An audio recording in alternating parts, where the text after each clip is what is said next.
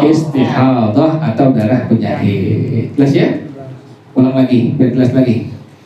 Nifas adalah darah yang keluar setelah kosongnya rahim dari kehamilan, dinamakan nifas karena darah tersebut keluar setelah satu jiwa keluar. Kemudian nifas syaratnya ada 4. Yang pertama, keluarnya setelah kosongnya rahim dari melahirkan. Yang kedua, keluarnya sebelum berakhir 15 hari dari kosongnya rahim. Yang ketiga, apabila terputus menjadi syarat tidak terselingi antara darah yang pertama dengan darah yang kedua masa suci 15 hari. Kalau terselingi, maka darah yang kedua disebut dengan darah haid. Yang keempat syaratnya darah tersebut tidak lebih dari 60 hari. Kemudian ada darah yang disebut dengan darah tolak, adalah darah yang keluar bersamaan dengan bayi keluar. Kemudian yang ketiga ada darah yang disebut dengan darah sesat, darah yang keluar di antara dua bayi kembar. Bayi kembar yang pertama keluar, udah lahir, keluar darah, darahnya disebut dengan darah fasad. Masa nifas paling kurang kemudian paling umumnya biasanya 4 hari, paling banyak 4 hari. Pada masalah ini ada masalah masa suci antara haid dengan apa? Nifas. Kalau duluan haid dulu, baru kemudian nifas, tidak menjadi syarat adanya apa? Pemisah.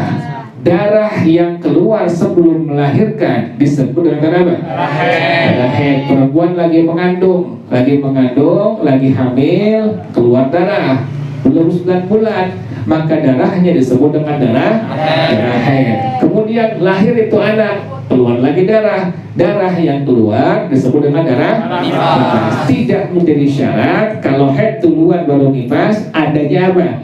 Pemisah. Yang kedua, kalau seandainya ada perempuan yang keluar dulu darah nifas, baru kemudian darah haid. Lihat, kalau masa terputus darah tersebut, apabila darah tersebut terputus dan kembali darah yang kedua sebelum berakhir lewat masa berapa hari? 60 hari. Lihat masa terputusnya. Kalau masa terputusnya adalah 15 hari atau lebih, maka darah yang keluar disebut dengan darah haid. Contoh yang paling gampang, perempuan habis melahirkan, keluar darahnya disebut dengan darah nifas. Baru 30 hari berhenti. Kemudian kosongnya, sucinya 15 hari. Berapa hari itu? 45 hari. Habis itu keluar lagi, darah yang keluar disebut dengan apa?